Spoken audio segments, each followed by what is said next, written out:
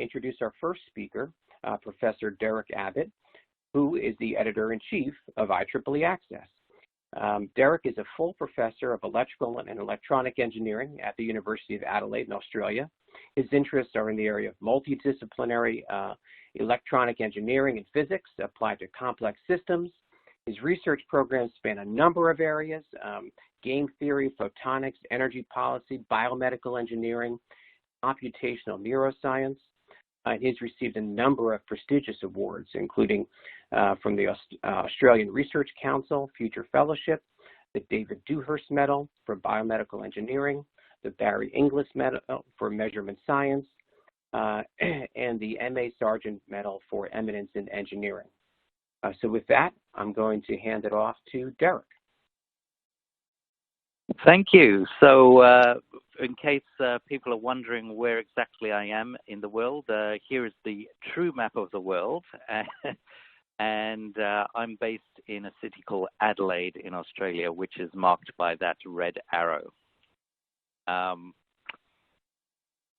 I'm also based at the university named after my city, University of Adelaide. It's an old university that's been around since 1874, as you can see in the photo. The building I work in, though, is the one on the right, the engineering building, and I'm on the third floor there. Just a little bit about our university and its community. We graduated the 3 Nobel Prize winners shown on the top row. The 2 guys on the bottom row were not Nobel Prize winners, but they were pretty up there. As you can see, the first guy, Oliphant, discovered those isotopes that are very important today. And also Fisher is well known to all engineers because he devised the maximum likelihood method and the Fisher-Kolmogorov equation, and Fisher information, of course. He actually gave lectures here towards the end of his life in the early 1960s, and he's still buried here today. Okay, so that's just a bit of a background of where I'm from. So what is IEEE Access? So it's a multidisciplinary journal that's fully open access. It's a proper archival journal. It's all electronic, so there's no print version. And it basically covers original research and practical developments across all the IEEE's fields of interest. So if you're wondering what are IEEE's fields of interest, just, go on the IEEE webpage, Google it, and have a look at all the kind of names of societies and topics they cover. And you'll be quite surprised that, we do all kinds of things other than just hardcore electrical engineering. There's like biomedical engineering, management, education, geoscience, a whole bunch of stuff. And each article is supported by article processing charge that the author pays for. Okay. So how's this journal doing? Well, we've we've managed some great accomplishments on IEEE Xplore. We usually dominate the top 10 most popular articles listed. We've been ranked the #1 journal in IEEE Xplore based on monthly downloads. We're indexed by Scopus and Compendex and on Clarivat. And we received the 2015 Prose Award for the Best New Journal in STEM. So what's special about IEEE Access? Why is it popular? And what are its key features? So one feature is that it's a binary decision journal. So what that means, so if you haven't submitted here before, don't be surprised by this, is the decision is either accept or reject. So that's what binary decision means. So what that means in practice is even if your paper has slight modifications needed asked by the reviewers, your paper is still rejected. However, you're invited to resubmit it. So So when I first encountered this way of working, I thought that was a little bit strange myself, admittedly, but I've come to realize that that's actually quite a sensible way to operate for a huge journal such as this that's dealing with thousands of papers. Because it's by no means a small boutique journal. It's a very large journal, and it's the best way to basically process the workflow of a very large journal. And so what that's doing is it's putting the sequence of events back into the control of the author. So the author has complete control over that paper when it's rejected. You can decide to send it somewhere else, or you can decide to send it back to Access with an update and a reply to the reviewers. So it's a good thing. Think of it as returning the control back to you. The other nice thing that gives you control is that all authors retain copyright, provided that you accept the Creative Commons by license, which everyone does.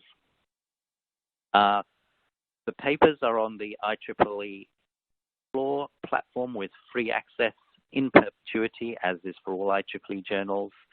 And a key thing for European listeners here is the journal is completely Plan S compliant. So it's a great go-to journal, especially if you're having to meet requirements of your government and your funding bodies. As for all IEEE journals, we have online usage and citation data online. Also, reader comments can be added online. Anyone can comment on any paper. And as for all IEEE journals, submissions are screened for plagiarism prior to peer review. So that is quite strictly done. And that's true of all IEEE journals. Okay, what about specific features? So here's a little strange feature that might surprise some of you, is we actually have no page limit. Well, it's an online journal with no real print, so why not? Now, the idea of this page limit is actually to serve you as an author, because I'm an author too. I'm a very active author myself, and I find it frustrating as an author when I send a paper, say I've slaved over a 20-page paper, send it to a journal, and the editor writes back to me and says, oh, you've got to reduce it to 15 pages or 12 pages or whatever, and then you spend a whole month trying to retailer it. So because we're a fast journal, we position ourselves as a very fast turnaround journal. We think it's important to have no page limit because we don't want to limit you with that time constraint of having to change your page number all the time. Now, when we say no page limit, it's not an open invitation to send us a 200-page paper. The idea is it's still a normal length paper, but we're not going to send the paper back to you because you're a few pages longer than normal or whatever. So if your page is starting to get rather long, like over 40 to 50 pages, we do recommend you take a hard look at that and opt to put some of the contents of your paper in supplementary section. Because, you know, when a paper does get too long, your citation rate goes down. So you're not serving your own best interests.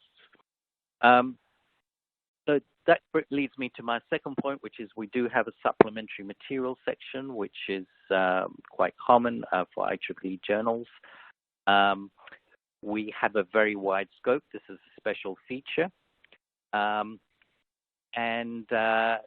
This is also serving our authors in a special way, because what this means is, as an author, you know, you can get frustrated when you have a paper that crosses maybe two discipline boundaries and you send it to journal A or B and they both reject you because it's not quite in their scope. So the great thing about our scope is we're broad enough that provided you're in the IEEE's areas of interest, you won't get rejected based on scope. So that's another frustration that is reduced. Another thing is because we're such a large journal, we don't mind debate articles that tend to debate points and maybe slightly controversial.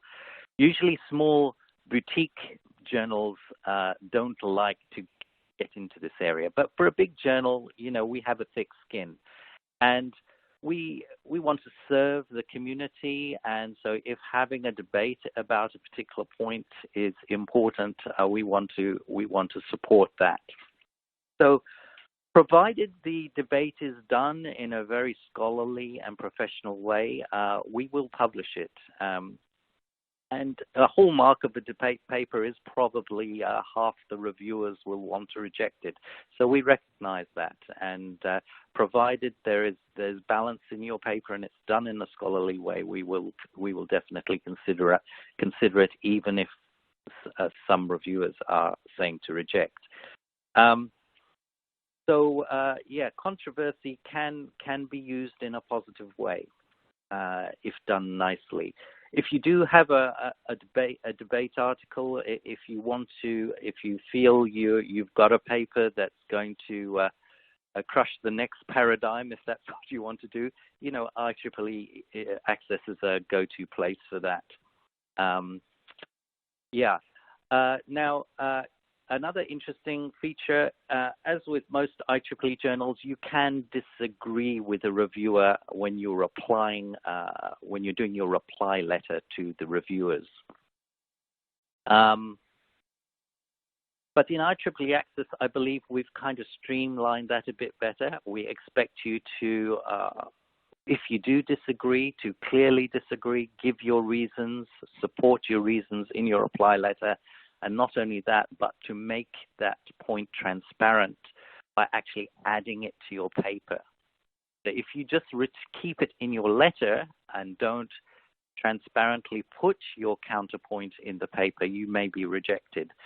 So long as you maintain complete transparency, you can be okay if there is a technical disagreement. We have a special reply letter template to facilitate a clear reply letter, and it's compulsory to use that. Next point, as you can see over the years, in a short space of time, we've grown very rapidly in the size of our journal. And in that short space of time, we shot up to an impact factor of slightly over 4, which is very good for that short time. In terms of eigenfactor, which is another good metric that's on Clarivet, we are the number 3 journal in about 300 journals in electrical engineering. And in the telecommunications category, we're number 1 for eigenfactor. So that's enough about IEEE Access. Now some tips how to get published in IEEE Access and how to have a good author experience. So first of all, check you're in scope. So as I said, it's got a very broad scope anyway, so long as you're under the IEEE umbrella of topics, you should be okay. We do get a lot of papers, surprisingly enough, that are just pure mechanical engineering, pure civil engineering, and purely mathematical only papers that are clearly written for a mathematics journal. Those all get rejected, unfortunately, because they're not really under the IEEE scope. So please don't send those to us. It's surprising how many papers I receive on blowing up rocks and crushing rocks. I don't want to see those. Okay. The other tip 2, is to write a quality paper to start with. So you need to have original and innovative research. As with all IEEE papers, we need to see kind of comparisons to show that what you have produced is actually better than something before. It's actually gone up a level. Experimental validation is always highly valued in all IEEE transactions, and it's the same here. Make sure you've got these sort of elements to pass as a quality paper. If you're publishing for the first time in IEEE, look at quality IEEE papers online from any IEEE journal. Download copies of papers that are highly cited, and kind of look at all the elements in the paper and do your own quality check. Check those papers against yours. Have you got all the elements of those papers in yours? It's very important for all co-authors to thoroughly proofread their papers before submitting. It's surprising how many papers I receive and I reject straight away, because clearly the first author may be a very junior author and there's a bunch of senior authors after, and there are just so many elementary errors right throughout the paper, and the senior authors have clearly not even read it. So that is not a good look to send us such a paper. And run through your own paper through your own university's plagiarism software before you send it to us. Most universities these days subscribe to plagiarism software to check on your students. Use that same software to check your own papers. You might think there's no plagiarism in your paper, but you might surprise yourself. There can be some unconscious reuse of passages. It's important to nip those in the bud yourself. Tip 3, format mathematics properly. So for that, check the IEEE guidelines on formatting maths. There's nothing worse than receiving a paper as an editor where the maths just looks like a mess and is hardly readable. Now, there's no IEEE policy about which package you use, whether you use Word or LaTeX or whatever, but as an editor, my tip to you is to use LaTeX, because it's the best package for formatting math correctly. So some common mistakes people make is at italicizing multiple letter variables and labels. Only single letter items are in italics, and physical units and functions are not in italics. Another mistake many papers do is they use the E notation for exponents. Use the proper scientific notation, 10 to the power of something, and don't use asterisks to mean multiply. Use the correct symbols. Or if you've got two italics variables together, you don't need a symbol between them.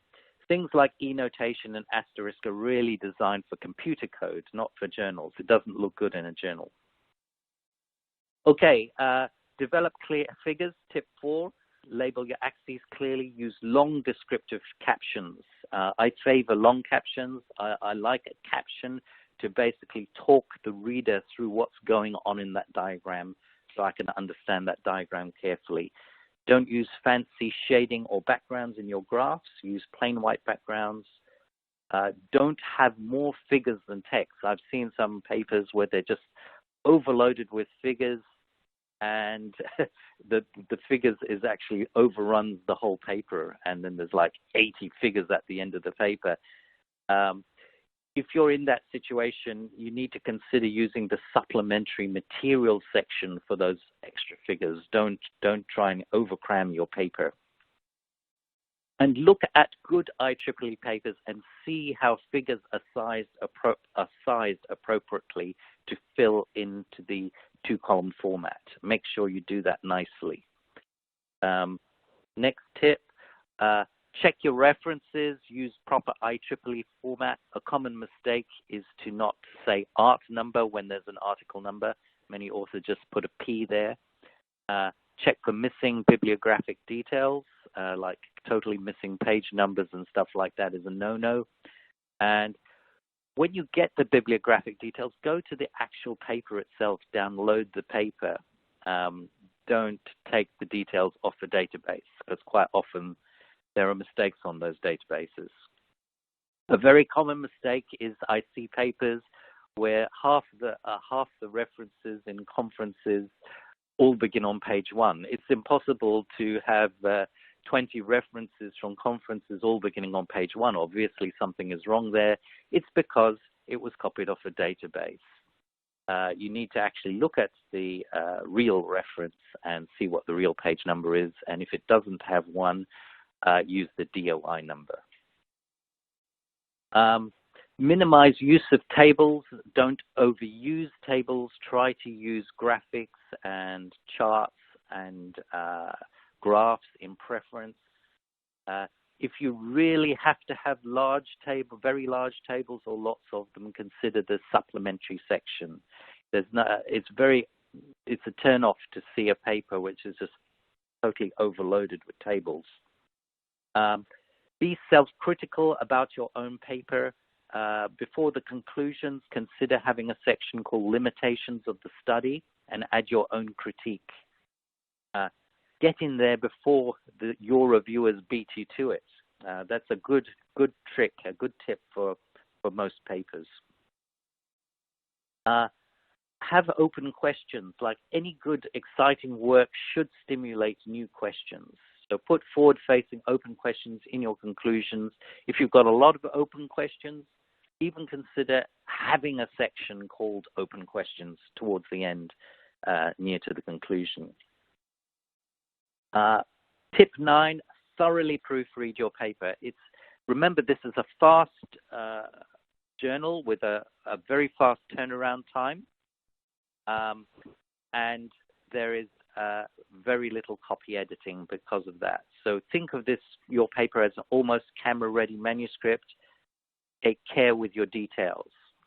A colleague of mine a number of years ago visited Cambridge University and saw this notice at Cambridge. It said, because of the impracticability of an examiner's establishing the details of the conduct of the research, the care with which the thesis is prepared will be taken as prima facie evidence of the care with which the research has been carried out. So treat your paper in the same manner. Thank you. Oh, one more last tip I forgot. Tip 10, be visible as an author. It's a good idea for you and your co-authors to be on Google Scholar and to be on Publons, to all have Publons profiles.